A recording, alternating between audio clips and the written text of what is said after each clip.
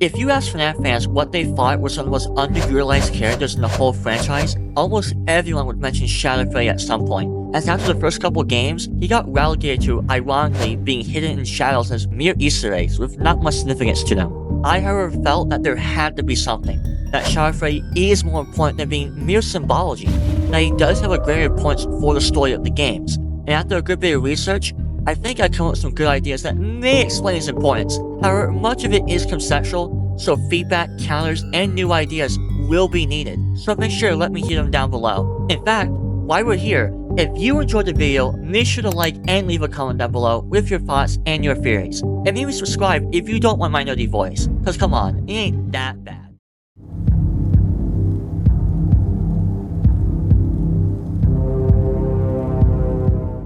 With the intro out of the way, what do we know for certain about Shadow Freddy? This is relatively easy to answer, especially if you watch this video, where I briefly go over what Shadow Freddy was in the original 4 games. In case you haven't seen the video though, let me catch you up. We know for certain that Shadow Freddy is tied to William. This is implied in each game he appears in. In FNAF 2, for example, he appears in the purple slumped Fredbear costume in the back room, the same one William used for the DCI. In FNAF 3 though, he takes a more prominent role, luring the animatronics to the safe room for William to dismantle, which is similar to what William did in the actual MCI. He can also appear in the office as a slumped suit Easter egg. In FNAF 4, however, his presence becomes more symbolic. This is shown for the bucket sphere of Fredbear's shadow, which represents William using the Fredbear suit for the MCI with Spring Body. He also seems to be tied to Nightmare in some way, due to the files of FNAF 4. Nightmare is also the final boss of the game, an inverted Nightmare Fredbear, representing William in the yellow bear costume, or in other words, Shadow Freddy. Overall, that's what Shadow Freddy seemed to be back in the day, a representation of William using the Fredbear suit for his murders, a reminder of what happened, a reminder of William's evil, a reminder of the missing children's incident. After FNAF 4, things did change in a big way for Shadow Freddy, and while we did scarcely see him outside of these original games, only having cameos in FNAF 6 and Help Wanted, despite this, Scott has given us new information that sheds new light on the shadows, recontextualizing and help us understand them more. This is found in the Fast Furious Fright series through the concept of agony. We learn a lot about agony from Dr. Phineas Taggart, a scientist who's studying emotional energy, but more so agony. In one of the Stitch Wave stingers, we see him document his studies on emotional energy and agony before withering away when he does a little oopsie by touching the Stitch Wave. Before going any further, I will show the relevant pages on screen as we go on. If you wish to read them yourself, you can pause the video. And before you comment, this stuff is confusing, so if I get something wrong, I am human, so feel free to correct me if you have a source or a citation in the comments. Anyway though, Phineas Taggart believes that emotional energy is behind haunted objects, more particularly agony. He does go into love and its ability to create beauty, but he emphasizes that agony has a greater radiance compared to any other emotion. Taggart hypothesizes, quote, "You can take a saturation of agony as any kind of intelligence, even an artificial one, and they will combine together to transmute the energy of emotion into the energy of physical action. This, I believe, is what explains what people call haunted objects." Phineas Taggart believes that by taking any saturation of agony and combining it with intelligence, they will combine together, transmuting the agony into physical action. Keep this in mind for later. What else though does Dr. Taggart say? Well, he believes that truly haunted objects were not possessed by ghosts, but rather energized by agony. And while we do know he is wrong on that point, I don't think he's wrong on objects being energized. I believe that Scott is trying to tell us that truly haunted objects, which are indeed spirits, are also energized by agony. Agony energizes the objects haunted by spirits. This will also be relevant again later, so keep that also in mind. To cap that off, agony can also be physically seen and is lethal if touched, such as when Taggart dies by touching a Stitch Wave. Agony is also described as a vicious black liquid substance whenever it is physically seen throughout frights.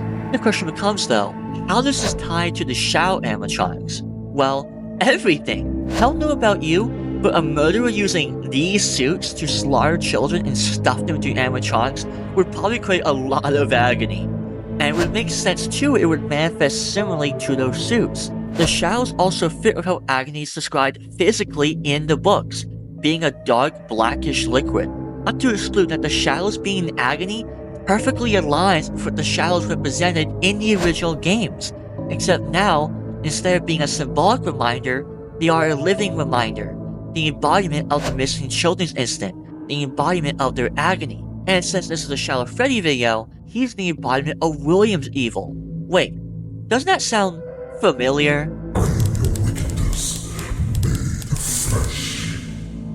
Nightmare, aka Shadow Freddy, is William's wickedness made flesh. Simple enough, is it? Well, as you should expect, it's never that simple. There's another major aspect of agony that plays in the Shadow Freddy that we need to understand first. And that's first understanding Eleanor. So, unless you've been living under the pizza plex for a couple years, then you probably know who Eleanor is. She's very dangerous and powerful. Eleanor is also the main overarching villain of the Frights Anthology series. In fact, she's actually behind nearly everything that happens in those books. It's revealed that almost every villain in the Stitch line was either Eleanor or an extension of her agony. For some examples, she was behind the plush shop chaser in Out of Stock, the Eleanor torturing Delilah in 1:45 AM, and Pete's Curse in Step Closer. She was also Shadow Bonnie in Hide and Seek, and she was also behind the events of Blackbird. And that's not even all of them. However, the biggest one is that she's implied to be the Spring Bonnie of Into the Pit, feeding off the agony of the missing children's instant and those trapped in the ball pit. She also is shown to have been within William in the Man Room 1280, exploding out of him. This implies that not only was she the second signal in William's brain, but also that she was the evil mentioned in the story and the story's description, keeping William alive. Regarding William, when he becomes the agony and is defeated, it's revealed that not only was Eleanor the source of Afton's power, powering the whole amalgamation, but she was also stated to be worse than Afton himself. So as you can tell, Eleanor is pretty powerful, evil, and important, even puppeting William for a time. Every creature she's behind is an agony creature, bleeding the substance when injured. Eleanor is also directly described in the epilogues as a black chaotic force that feeds on human suffering, her true form being one of pure energy and black tendrils of agony. Despite this, she is able to make numerous hostile but also friendly disguises, deceiving anyone she needs. We see this when she takes the form of Winnow and speaks to Jake, manipulating him to get what she wants. But what exactly though is this supposed to mean for us? Well, I believe the clear conclusion here is that she is agony itself. She is an encompassing entity of pure agony that manifests through pain and suffering. But what's more important is that if she's agony, that makes her the Shadow animatronics, which, given how she was literally Shadow Bonnie in a story, adds up quite a lot. Eleanor then is an entity of agony that manifests in the world, and in FNaF, after the MCI, she manifests through the children's agony, being in the form of Shadow Freddy, helping William to inflict more suffering. But is that really it? What was all that talk about agony energizing spirits and objects possessed by them? What about the puppet, who in the last video has ties to Nightmare and Shadow Freddy? How does Eleanor relate to her? Well, for this theory, let's go back a little and focus on the puppet for a moment. But for context first, the previous theory proposes that the puppet is behind the FNaF 4 gameplay, punishing Mike for what he did to the crying child. With that said, what were some of her connections to Shadow Freddy? Well, in the Halloween update, Nightmare was replaced by Nightmarion. Nightmarion is also depicted as being behind the plushies, from where the nightmares come from. Even the Ultimate Comes to Night teaser has the plush controlled by puppet strings. Nightmarion and Nightmare's lines are also remarkably similar and reflect one another. And don't forget about Lefty, an inverted black Freddy which resembles Nightmare, who also has the puppet trapped inside, as if it symbolizes what Nightmare really is.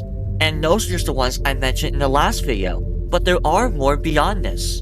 Do you remember the FNaF 3 following minigames where Shadow Freddy is luring the children to the safe room for William to dismantle?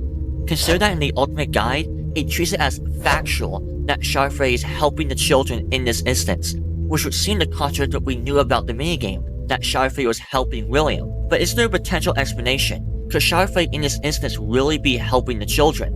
Could it be the puppet, leading the kids to William like she didn't save them, but in Shadow Freddy's ghost form. This would explain the puppet's odd absence in Follow Me, and both Save Them and Follow Me share an important element. You play as an animatronic being guided by another animatronic, which then ends with William taking you down. This does suggest a potential connection between the two minigames, and may explain why this happens specifically in the sequel to FNaF 2, and in this particular way.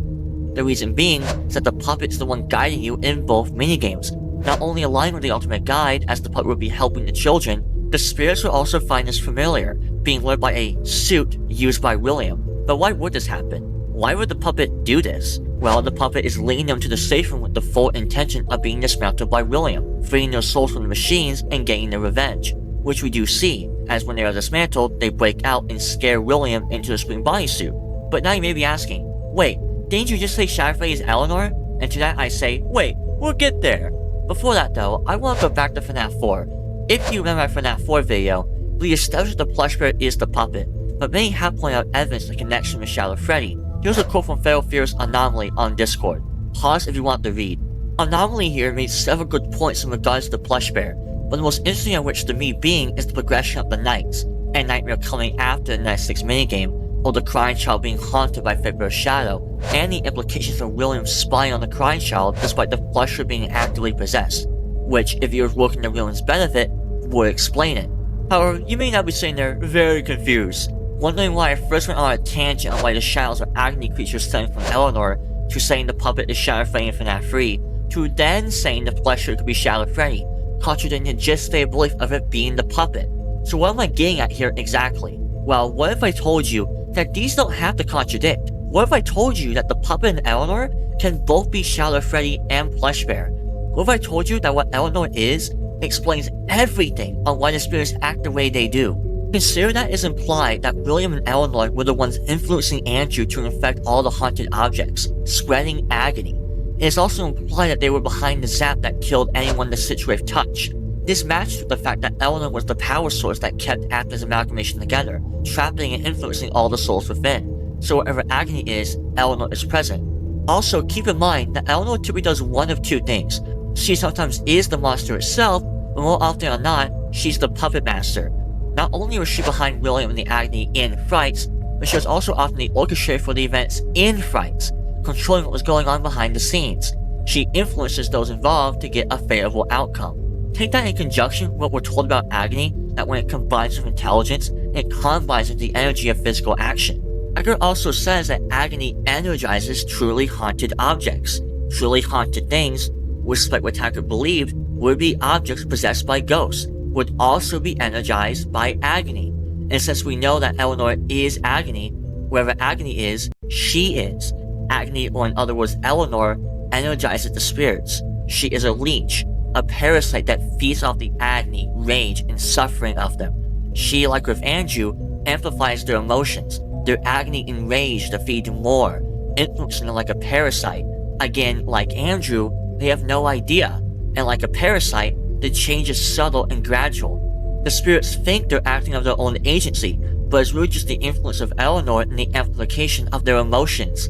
Even in Frights, Andrew is directly described as a shadow in The Man in Room 1280, and in the story You're the Band, Putt was consistently described as a shadow or the shadow. This does show there is some sort of connection between spirits and shadows. But with this in mind, how can we apply this to the games, or in particular, Shadow Freddy and the Puppet? Well, if Eleanor is agony, leeching, influencing the spirits to create more agony and do what William wants, then why wouldn't this to some extent apply to the puppet? While the puppet is unique and more aware, being able to give life to their children as animatronics and carry them in her arms, her motivation being to help the kids and do the right thing, but we gotta keep in mind, that's her perception, that's her intention.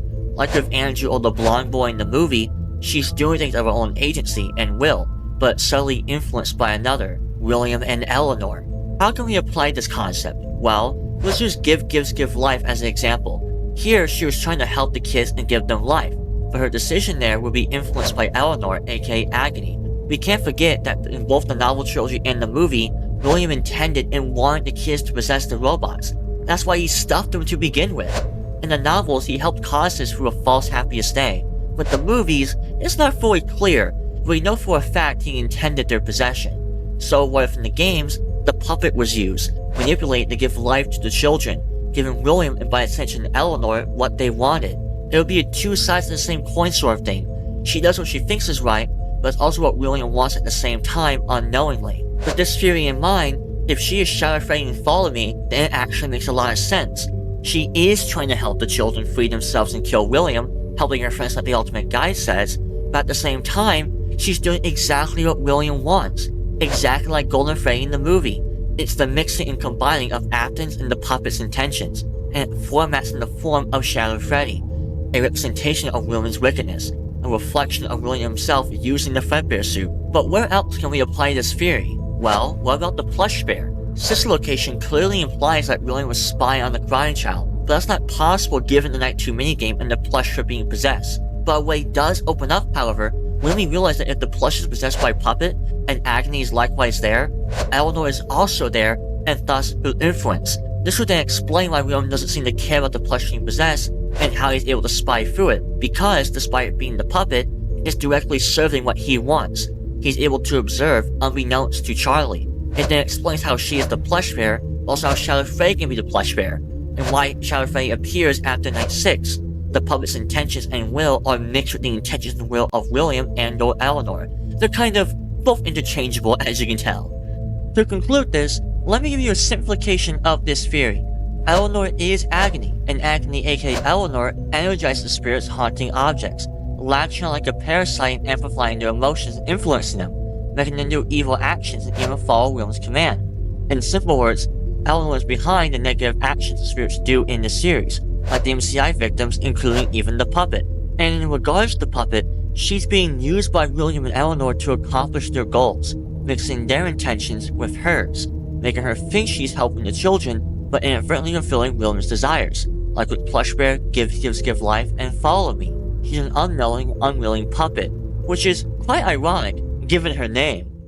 All that said, that's the theory. This theory was very unique to me and did take some research, so I'm sure I did miss something, so make sure to point those out down below. I will be doing similar theories too in the future as well, so keep watch for that. Also, special thanks to Mytani for helping with the research for this video and verifying information. What would be a proper name for this theory? I did think of Shadow Charlie, but that sounds like something that would always exist, so leave any suggestions down below. Until then, I'll just go with Shadow Charlie. However, my time is over. It's time for me to ask what you guys think.